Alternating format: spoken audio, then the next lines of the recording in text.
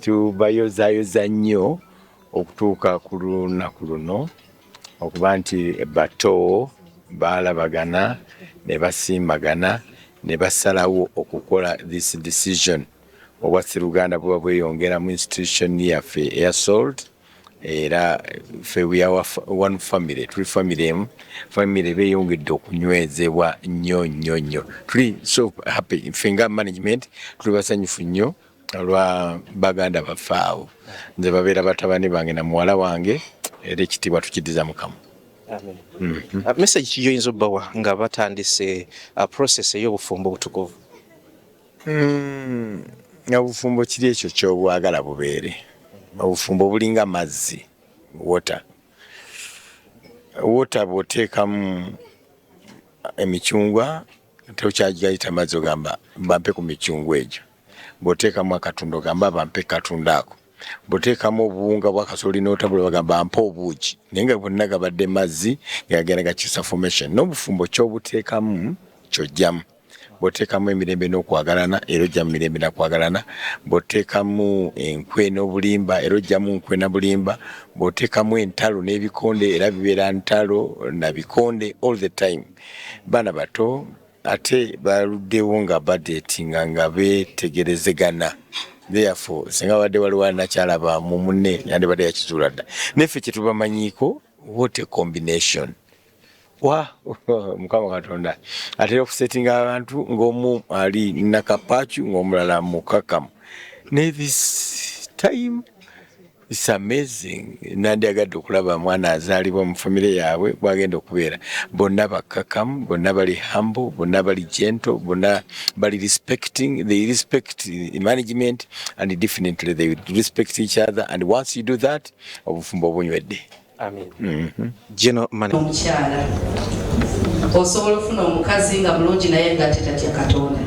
Nekirya atya Katonda alina empisa byonna kaŋŋamba otutte kye batera okugamba ennaku zino full package.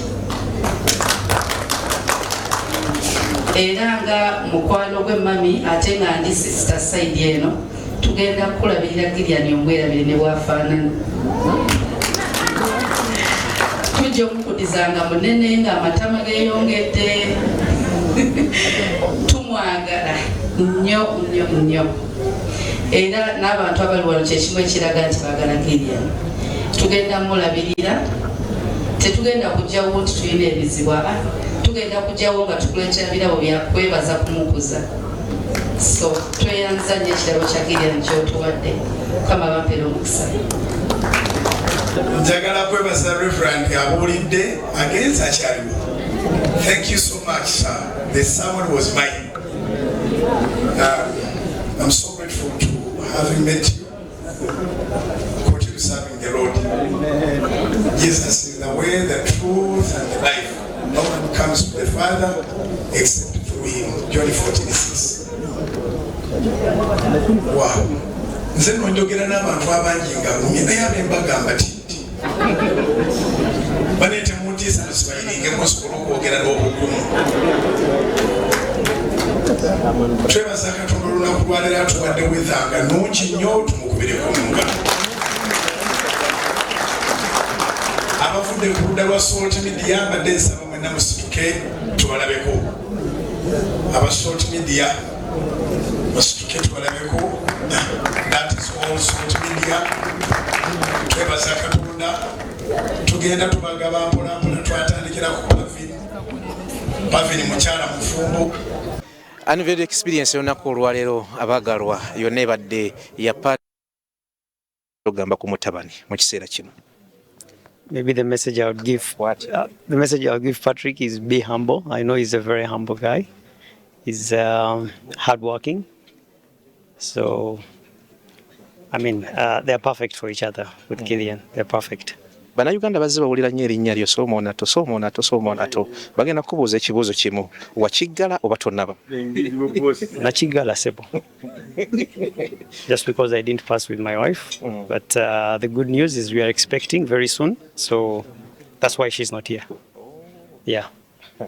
okankwateko ne mu ngalo kubanga oba oli mu expecting oba musajja empewo ebadde nnyingi nnyo mu biseera bino n'omuyaga gubadde mungi nnyo ate n'omusana gwali mungi nnyo bwayogera bw'atyo awo si kiwakanya tuli ku anniversary experience agenda maaso n'okutulaba mukolo gwa Patrick Egwe tuliko Don King message yonna gy'oyinza okuba kiwummulo Patrick ku mukolo gwe buno. I can only tell Patrick that marriage is a give and take. What you give is what you take.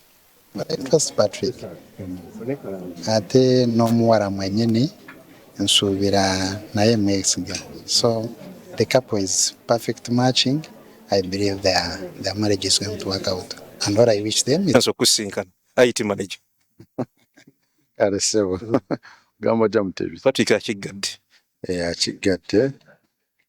Wetuli okumwerekerako nga ffe bakozi banne nga bakyali be n'okutuyigirako ffe bakulu be.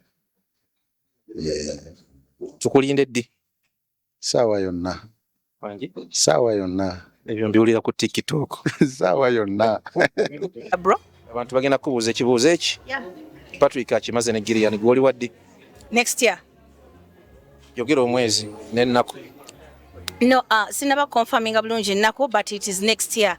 Yes, ba abantu bange nayogedde nabo ne tukonfirming omwaka nti kagubeere next year nga tumaze okweteekateeka. Oli otya nti Gillian ne Patrick ekkuba erisooka balituuseemu? I am so happy and excited about them kuba mbagaliza kisenga baana bato kwegamba beeyagadde.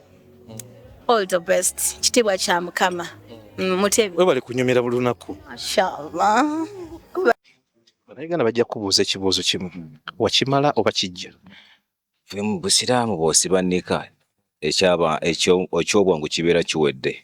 Ekya jjeno kijja kuddako. Yesebo. Wakola kyakyama? Si kyakyama.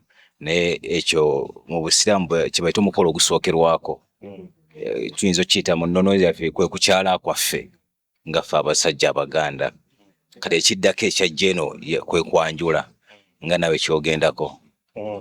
Banyweza ekyo Bible kye yatulagira obufumbo buba bujja kwanguwa n'okugumiikirizangana. Tuyanze Shira Dia naye waali. Shira Dia embeera ogiraba banno bakimaliriza oba bannaffe bakimaliriza oyinza okubawa message ki? Sookera ddala okwagala Katonda kubanga obufumbo obutaliimu Katonda tebusoboka. Ate okwagalana nga si bya kye tuyita illusion of infatuation nga kwagalana nga bya ddala n'omanya nti omuntu ogw'otute si malayika ayina ebibye naye naawe oyina ebibyo nene mwagalana. Download the Salt Media app from the Google Play Store and the Apple App Store.